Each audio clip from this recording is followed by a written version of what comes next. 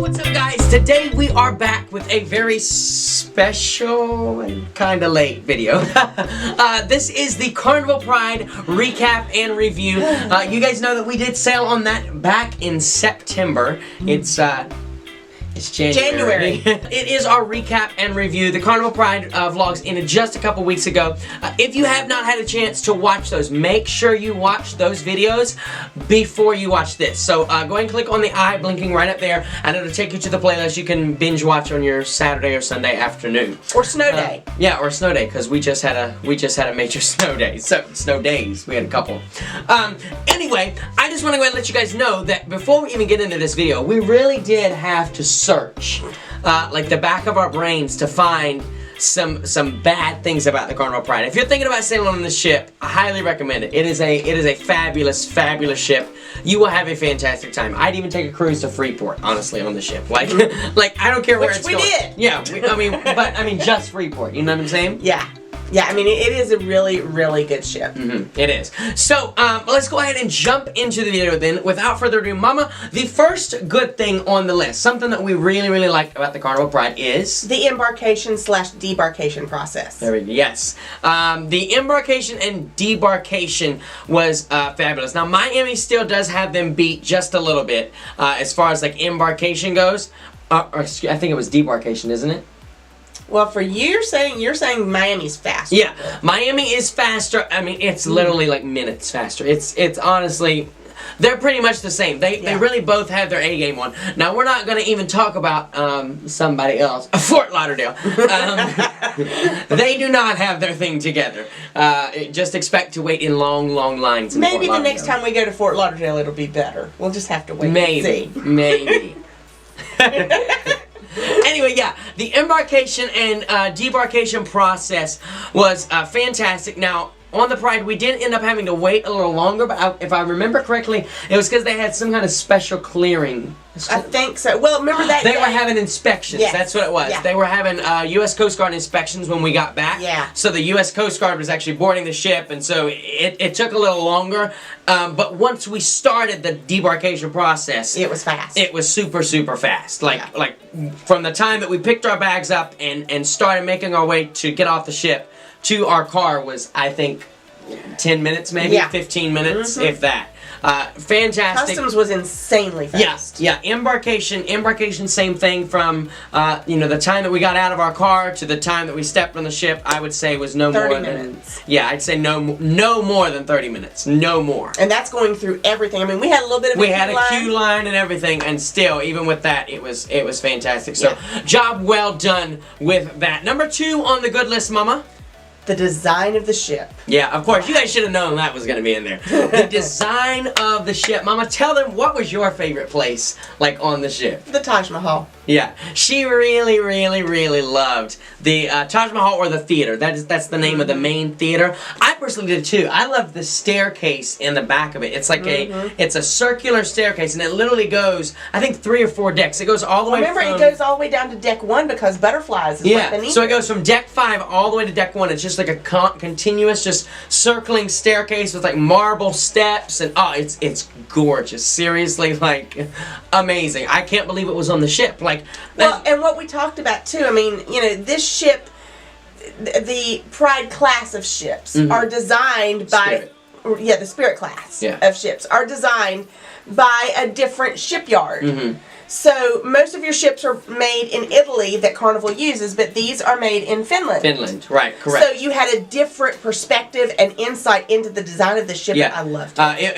It was a very, very, very unique ship. I just came off the Carnival Splendor, and even the Carnival Splendor versus the Carnival Pride, still a huge difference. Like, if you've been on like the Carnival Freedom or the Valor or the Victory, the Breeze, so on, there's a common theme there, and like you kind of know your way around the ship, And personally, I really like exploring the ship, and this ship always gave us something new to explore. One of my favorite areas was the Sunset Gardens, which is at the front of the ship. The secret area. Yeah, it's like it's a secret like walkway around. It actually goes around the theater. It's a really, and it has like hills and dips, and really cool thing. If you're on the ship, make sure you look for the Sunset Gardens. But overall, the design of the ship, just a fabulous, fabulous ship. Then we had so many good things, guys. I think the 1, 2, 3, 4. We put 5 things up here. Really, we probably could have put 10. But the next one up there, Mama.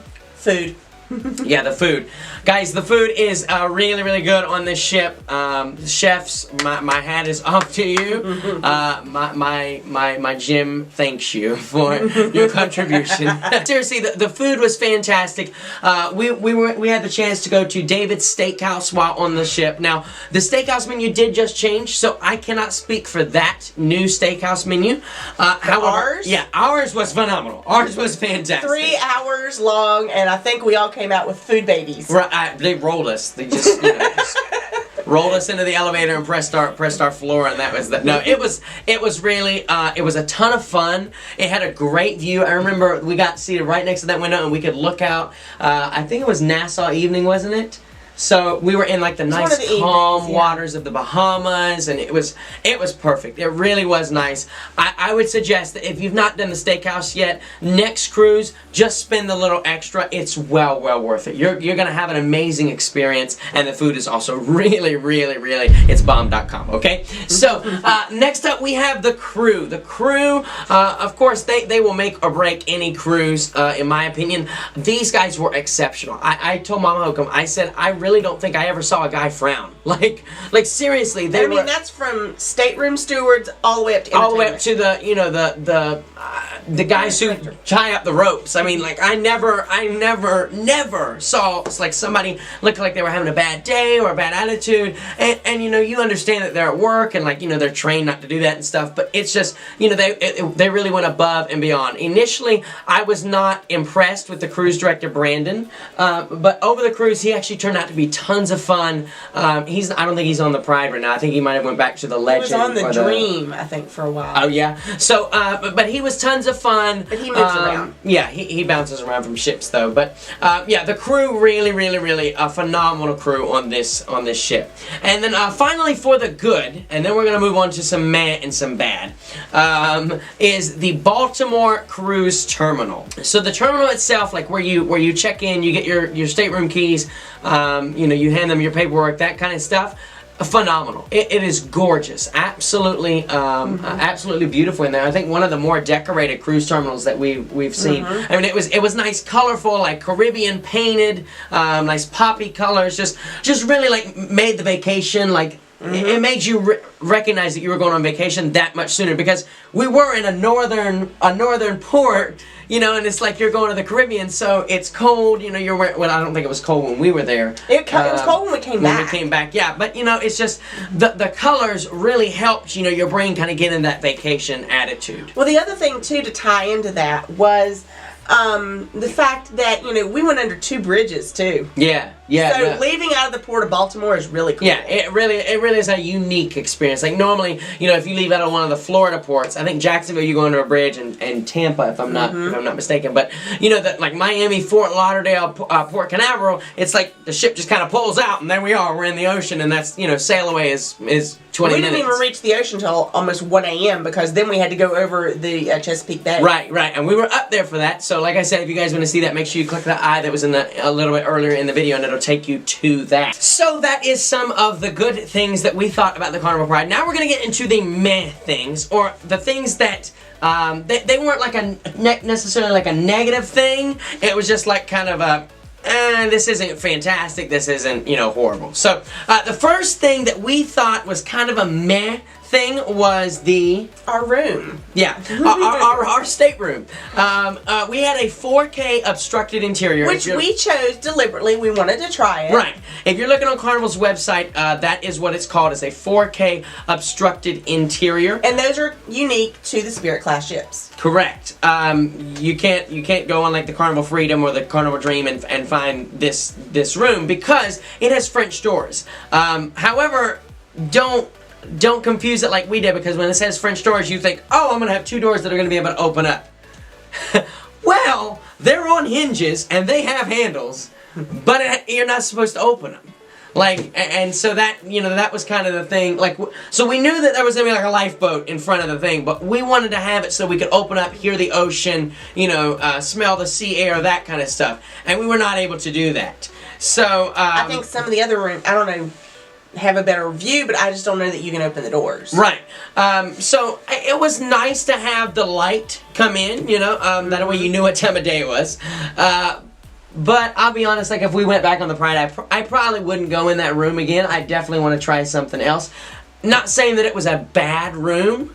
It's nice because you pay for the price of an interior room, and you get the size of a balcony room. Right, the size of a balcony room. So for more than 2 people staying, it's a good size. Right, room. It's a good value. You get a good value with the room. Just if you're looking for an aesthetic pleasure, I don't know if that's I don't know if that's the right room for you. So that was the first meh thing that we had. The second thing, Mama. The weather. Which we cannot control. That's why we put it in the mad thing. Thank you, Hurricane Maria. Yeah, we have no control over the weather. But if you guys do go back and look, we were sailing right around Hurricane Maria. There was actually one day where we had a helicopter medical evacuation. Because you know it was so bad out there. A guy had a heart attack and a whole bunch of other issues. But the weather. So with this being a northern port embarkation, so it is kind of, you know, it's up in the U.S. Take advantage. If you have a warm day at sea or a warm day, take advantage of that. We made the mistake and did not do that early on in the cruise when it was warm. Like for example, the water slides and that kind of stuff. Darn. Yeah, Mama Hokum didn't get to do the Green Thunder. and so we missed out on that opportunity because we had planned to do it on our way back up. But that sea day, if you guys remember, we woke up and it was too cold. You know, and windy, and so 50 miles an hour winds. Yeah, we were not able to do that. So take advantage. If you do have a nice day and you're thinking about doing one of the outdoor activities, the pools, the water slides, Serenity, that kind of stuff. Take advantage of it because you may not have it later on in the cruise where you're ending your cruise, you know, going north. So that was another meh thing. And our last meh thing that we thought was the Baltimore Cruise Terminal parking area.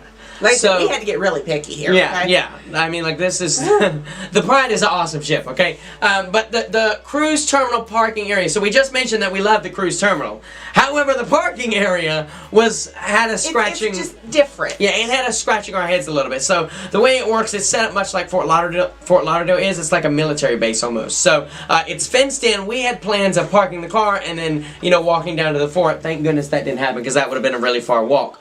But when you get in there, you have to drop your baggage off in almost like an airplane, the truck that brings all the baggage to the plane. You're kind of putting your bags in that, and then you actually pull forward and you'll pay in advance, right in there. For your parking, for the whole week. Right, for the whole week. So it's like a flat rate or whatever. So you pay then and there, and then you park. It was really, for us not having been there. It was nice because it was close to the ship. Yeah. Yeah, but for not being there before, it's good information for you to know and be aware of that, when you get there, just be prepared to unload the bags first, then you're going to pay and park. Ahead of time, not at the end of your cruise. Right. So go and have that money, have that money ready. Don't plan on winning it back in the casino or anything. And then, so that's going to be the myth. So finally, we're going to finish it out with the bad. So this is where we really, really, really had to be picky, okay? Very. So take that with a grain of salt, what we're about to say. Really, we couldn't think of anything bad. We're sitting here going, what was bad with the Pride? There was nothing bad. Like if somebody called me and was like, hey, can you come on the Pride tomorrow? Check. Yes, I'll be there. You know what I'm saying? We love the Pride. Yeah, it's a favorite. I think. It is it's tied with the Breeze. It's a really, really, really nice ship. So one of the bad things was, and this one we didn't have to stretch so far because it is true. The open decks are extremely, extremely slippery. I'm not sure what the case for that is, but the open decks with just the littlest bit of moisture, and I mean, it's like you're walking on ice. No joke. Like, I actually fell, and, oh, you can't see now, but I really cut myself really bad. The vlogs. Yeah, you can see it in the vlogs. Mama Hokum, who brings the entire pharmacy with her. Right. She was able to patch me up before I kicked dust. So the decks are very slick, so just keep that in mind, when you're walking out on them. that's really with any ship. The Pride was just like exceptionally, I thought it was more than usual, you know. So that was one of the bad things. Mama, what is the second and last bad thing? We couldn't even come up with 3 things, guys. We said because of its location, it's got a limited regular itinerary. Right, correct. With it being out of Baltimore, Maryland, it can only get so far south before they have to turn in 7 days before they have to turn around and come back. So the limited regular itinerary, meaning that it can only go to like Bermuda, it could go north towards like Canada, or it can go to like the northern Bahamas. But that's about, you know. Grand Turk is as far, because we were supposed to go to Grand Turk initially. Right, so it can make it to the Turks and Caicos. It would be booking it though, because I do remember we booked it the entire cruise. Right, yeah, no, I mean it was constantly going fast. So I know that we would have been going top speed if we'd have went to Grand Turk. Oh yeah, I mean we were going 22 knots, like almost the entire second sea day back. Yeah, right. I mean, it was crazy. Yeah, no, we were really booking it. So, just the limited itinerary, just keep that in mind. If you're wanting to go to somewhere like St. Thomas on the Carnival Pride, chances are you're not going to get it unless it's a Journeys cruise. Right. If it is a Carnival Journeys cruise, which are cruises that are usually longer than like 9 days, then you'll have the opportunity to maybe go further south in the Caribbean. So just keep that in mind. So guys, that is our recap and review of the Carnival Pride. Overall, the excursions were amazing. Half Moon Cay, you already know Half Moon Cay is amazing. I mean, the staff, they did a fantastic job with that. Especially with your drone. Yeah, especially with the drone. If you don't know what I'm talking about, go back and watch it. Go back and watch the videos. Nassau was amazing. We found the most amazing excursion. It felt like we was in Aruba in Nassau. I'm so serious. The water was crystal clear. There were like hundreds and hundreds and hundreds of fish. It was just honestly the coolest thing. And then Freeport. Who knew? Freeport. We had an amazing time in Freeport. Like, I mean, the world looked like it was ready to end right there on that beach. And we had the most... And you didn't care. You was running in the water anyway. We had the most amazing time in Freeport. So, overall, a fantastic cruise. Now, if you made it to the end of the video, you are in for a very special treat. We got you guys some goodies while we were on the Pride. Mama, hook 'em, let's see them. We're going to be doing a giveaway. And the giveaway will run from 7 days after this video is posted. So next weekend, it will be up, and I'll be announcing a winner. The winner will probably be announced. They'll definitely be announced over on Facebook. Probably will also be announced in the next cruise vlog, like at the beginning or end of that. So, but without further ado, what do we have for you guys? Well, Carnival gave us a really nice cup here. It says Carnival Pride on it. It's got... Does it have our itinerary? No, it's just got the Caribbean on it. I don't know if you guys can see that really, really well. But it's a really nice cup. It comes with its own little sippy straw or whatever. So if you have a small child, it will work for that. It's got a nice lid on it. So we're going to give you guys that. As well as we have a... let me see if I can open this up. A Half Moon Cay t-shirt. It is an extra large, I believe. Yeah, it's an extra large. So we're going to give you guys that. And then, of course, you already know you're going to get some JH swag. So, I'm going to throw in you guys a lanyard. If you have not gotten one of these, please make sure you go get them. They are awesome. Super, super durable lanyard. It's got anchors on it. And then JH, you can find that over on joshhookham.com. As well as the pin. There's a picture of the Carnival Vista. I actually took this in Aruba on it. And then it's got the JH on it as well. Really, really nice pins. I think my dad, he uses his every single day. Like, every single day. He loves that thing. It's a really nice pin. There's also a combo, so if you go over and you buy these both together, you can save a couple bucks on that. But yeah, we're going to be giving this away.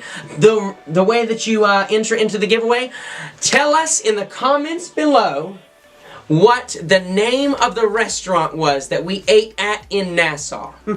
Tell us the name of that restaurant in the comments below. If you get it correct, you'll be entered in to win 1 week from the end of this video, guys. That's going to do it for this video. We love you. We'll see you later.